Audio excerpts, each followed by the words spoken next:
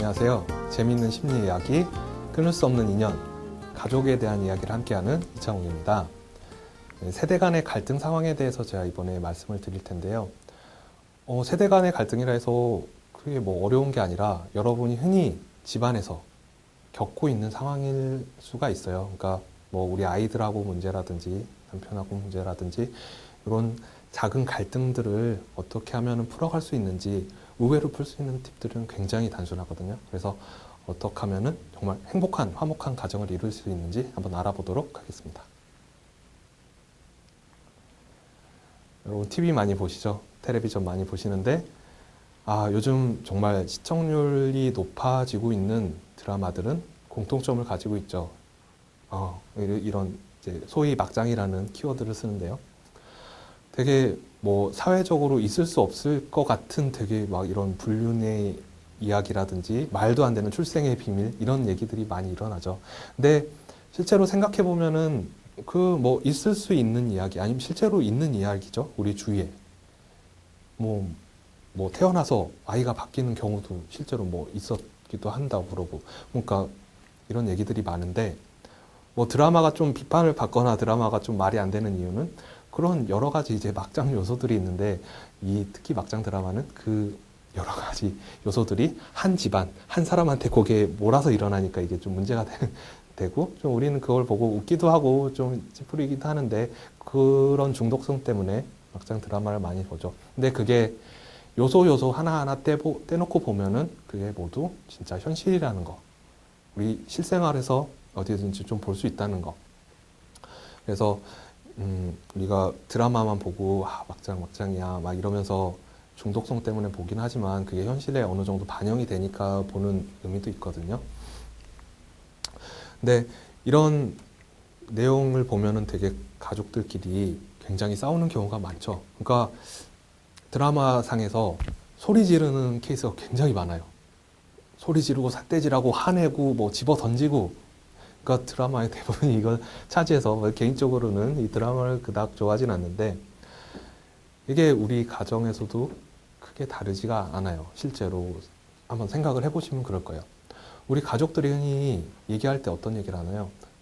특히 이제 아이들, 사춘기 아이들을 가지고 있는 어머니들 아이들이 집에 들어와요. 뭐 학교 갔다 와요. 인사도 잘 안 하죠. 가방 팽개쳐 놓고 방에 들어가요. 어머니들은 그러죠. 소리 지르면서 너 뭐 했어? 뭐 가방 던지랬어? 뭐 했어? 그래서 잔소리, 쉽게 말하면 잔소리가 시작하기도 하는데 이런 사소한 갈등 또 반면에 이런 그 청소년기, 사춘기 발악을 하는 아이들을 보고 아버지들은 또 얘 좀 잡아야겠다. 그래도 예의 바르게 키워야겠다. 그래서 애를 불러 세우죠.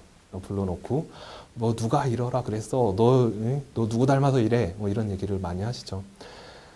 이런 흔히 하는 대화들 또 아이들이 뭐 특히 시험 다음날 시험 결과 나오면 어머니들이 너 누구 닮아서 이래. 공부 못하면 엄마 너 이러라 그랬어. 이런 얘기를 많이 하시는데 이게 잘 생각해 보면은 집안 우리 가정에서 부모님들이 하시는 대화의 대부분 부모님들이 뭐 상대방이랄지 부부간에랄지 아이들한테 하는 대화의 대부분이 대화가 아니에요.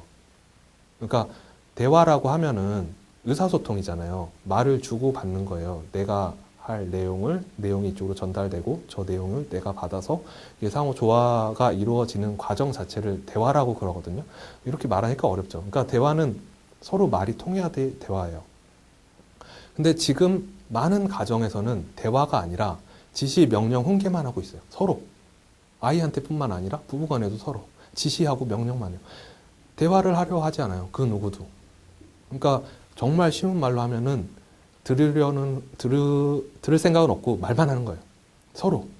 아이는 아이대로 말만 하고 아버지는 아버지대로 말만 하고 어머니는 어머니대로 말만 하고. 근데 이런 지시 명령 훈계 쪽의 말들의 공통점이 뭐냐면은 별로 대답이 필요 없는 말들이에요. 그러니까 아까 얘기했듯이 부모님들이 아이한테 흔히 하는 말, 너 누구 닮아서 이 모양 이 꼴이야? 아이들 입장에서 그 얘기를 들었다고 생각을 해봐요. 너 누구 닮아서 이 모양 이 꼴이야? 그럼 아이들은 나 뭐라 대답해야 되지? 누구 닮았겠어요? 부모님 닮았겠죠. 근데 그 질문에 그 답을 하면은 상황 자체가 굉장히 우습게 되죠. 엄마 닮았는데요? 이러면 우습게 되죠. 그래서 아이들도 이걸 아니까 대답을 못하는 건데 이게 강력한 언어 폭력이에요.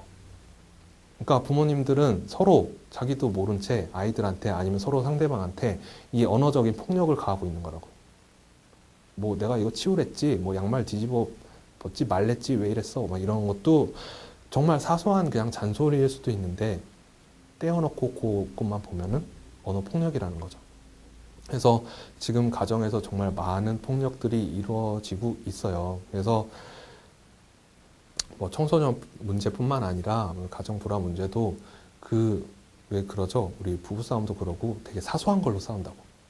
막 집안이 뭐 망해고 이거 가지고 싸우는 경우가 거의 없어요. 되게 사소한 거.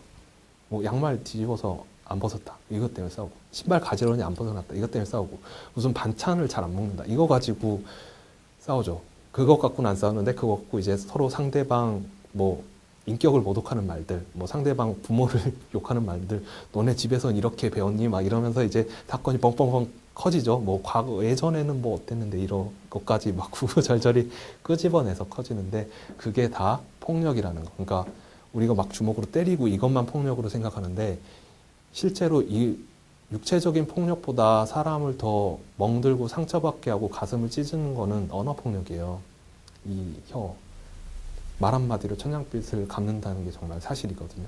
그래서 육체적인 폭력보다 더 말에 대한 폭력이 어렵다는 거.